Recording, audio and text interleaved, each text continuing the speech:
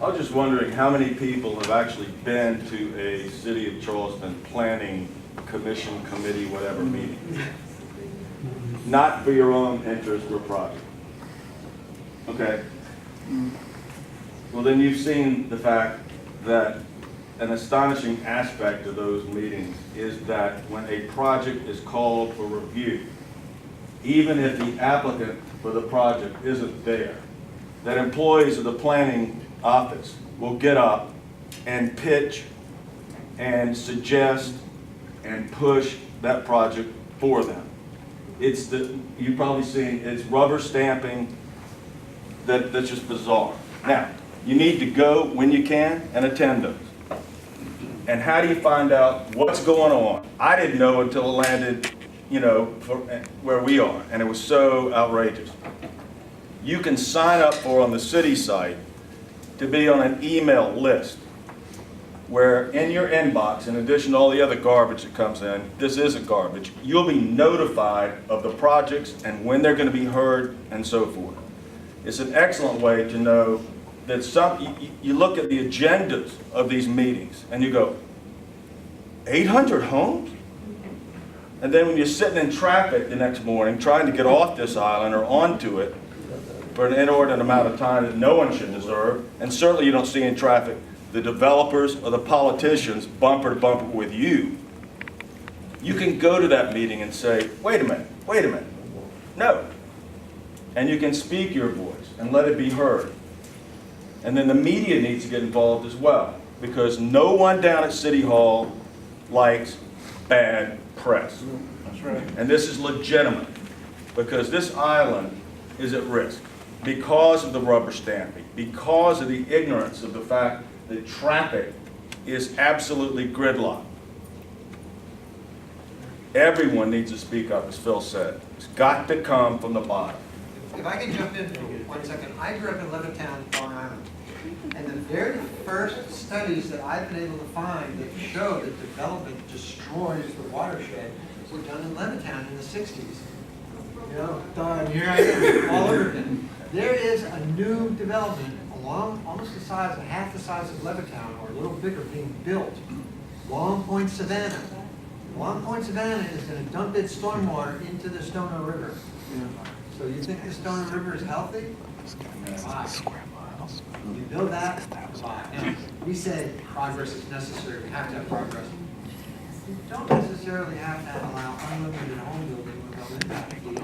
You don't necessarily have to say, yeah, everybody can move to Johns Island and then we'll all get wiped out by a storm.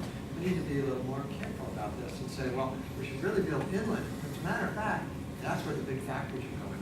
They're going to Bridgeville, they're going inland. That's where the development, the real development's going, inland, you know?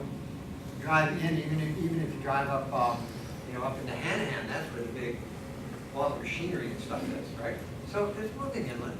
So great, let people live there. Figure out a way to concentrate people, keep the land, have mass transit.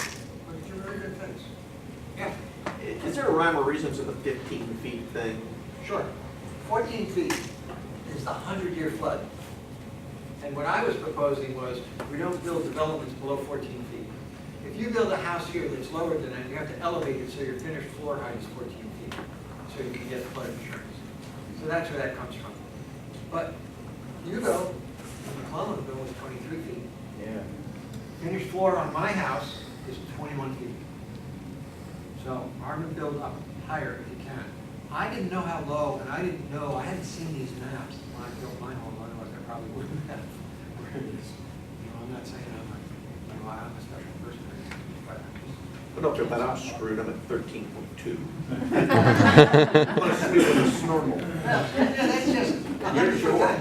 Listen, Thanks, pal. we have broken more 100-year and 1,000-year records in the last 5 years than almost any other time in human history. And that's because of climate change. It's not just getting hotter, it's getting colder. It's not just getting hotter, it's getting more chaotic. There's more energy to drive the storms. The atmosphere is warmer, so it will hold more water. There are things called rain bombs now, where the atmosphere will soak up water and a jet will break off from the intertropical convergence and move up until it dumps its water, like in California.